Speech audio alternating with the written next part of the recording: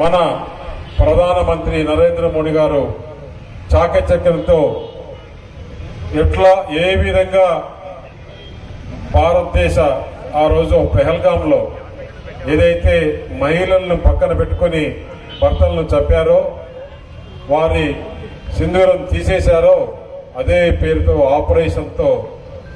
ఆపరేషన్కు ముందు మన అమరావతికి వచ్చి ప్రధానమంత్రి గారు అక్కడ మాట్లాడి వెళ్ళిన తర్వాత బ్రహ్మాండంగా పాకిస్తాన్ లో ఏదైతే తీవ్రవాదుల స్థావరాలు ఉన్నాయో ఒకే 20 నిమిషాల్లో దాదాపు 9 చోట్ల ఫటా లాగించేసి ప్రపంచానికే భారతదేశ శక్తి సామర్థ్యం ఏముందో కూడా చూపించారు.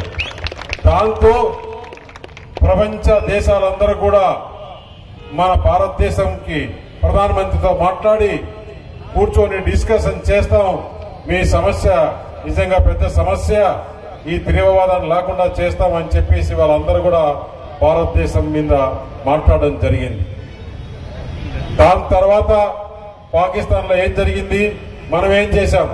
అప్పటి వరకు మనం పాకిస్తాన్ లో పౌరులు కానీ పాకిస్తాన్ మిలిటరీ కానీ మనం ఎప్పుడైతే మరీ వారు తిరిగి చిన్న డ్రోన్లు పంపిస్తే వారి ఎక్కడైతే మిలిటరీ స్థావరాలు ఉన్నాయో, వారి స్ట్రాటజిక్ పాయింట్స్ ఉన్నాయో, వారి విమానాశ్రయాలు ఉన్నాయో, వారి సిస్టమ్స్ ఏదైతే ఉన్నాయో ఆ సిస్టమ్స్ అన్ని కూడా ఒకే ఒక దెబ్బతో మళ్లీ భారతదేశ సైనికులు బ్రహ్మాండంగా చాకచక్యంతో చేశారు.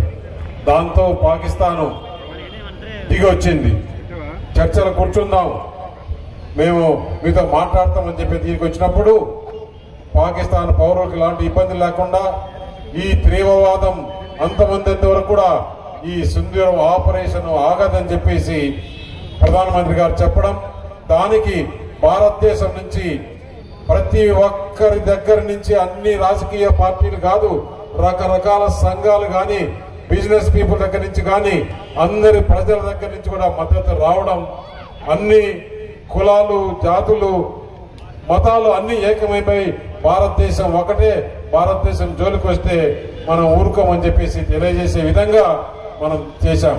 అందుకు ఏదైతే మనం చూసాం, భారతదేశ మహిళలకు అన్యాయం జరిగితే ఊరుకోరని చెప్పేసి ప్రధానమంత్రి ఇంతకుముందు ఈ 10 సంవత్సరాలు కూడా ప్రపంచ దేశాల్లో భారతదేశానికి ఒక అత్యున్నత స్థానం తీసుకొని వచ్చిన తర్వాత ఈ రోజు ఈ ఆపరేషన్ సింధూర్ ఆపరేషన్ తో భారతదేశ గురించి ప్రపంచంలో ప్రతి ఒక్కరికి తెలిసే విధంగా ఎవరైతే దుర్మార్గంగా ఈ తీవ్రవాదులు ఉన్నారో లేదా దేశద్రోహులు ఉన్నారో వారందరికి కూడా ఒక తగిన గుణపాఠం తీసుకొని వచ్చి చెప్పి బ్రహ్మాండంగా ఆపరేషన్ సక్సెస్ చేసిన దానికి ఈ రోజు ఈ తిరంగా యాత్ర పేరుతో మన అనకాపల్లి పార్లమెంట్ నుంచి భారతదేశానికి తెలిసే విధంగా సైనికులకి మనం ఇచ్చే గౌరవార్థం తీసుకునే విధంగా మనం ఈ రోజు యాత్ర చేయడం జరిగింది.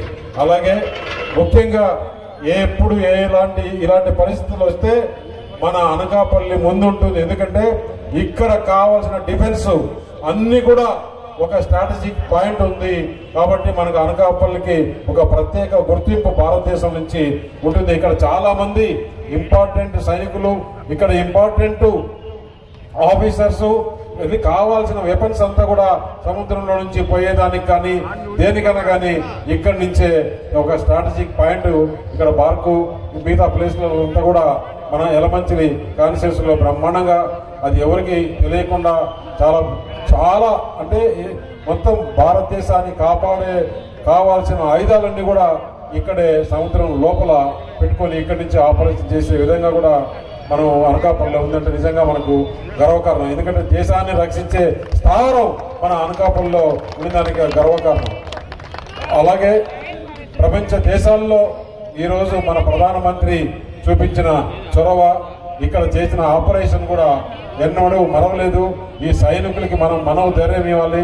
ఇక్కడ ఎందుకంటే మన విశాఖపట్నంలోనే ఆ రోజు చంద్రమౌళి ఆ పహల్గాంలో చనిపోవడం, ఇంకొక విధంగా అట్లే నెల్లూరులో ఒక చనిపోవడం, వీళ్ళందరూ కూడా మనం ఆ రోజు ఆంధ్రప్రదేశ్ ప్రభుత్వం కూటమి ప్రభుత్వం ఏ విధంగా వారికి మనం సంతాపం తెలిపాం. మేము కూడా ఆ రోజు అందరం కూడా ఇక్కడ వాళ్ళందరూ కూడా వెళ్ళి ఆయన ఆ రోజు చనిపోయినప్పుడు కూడా అక్కడ అంత్యక్రియలు అయ్యేంతవరకు కూడా మేము ఉండి వారికి మనోధైర్యం ఇవ్వగలిగాం. కానీ ఈ ఆపరేషన్ చేసినందుకు మరొకసారి భారత సైనికులకు ప్రధానమంత్రికి ధన్యవాదాలు తెలుపుకుంటున్నాం. జై భారత్ మాతాకి, భారత్ మాతాకి, భారత్ మాతాకి.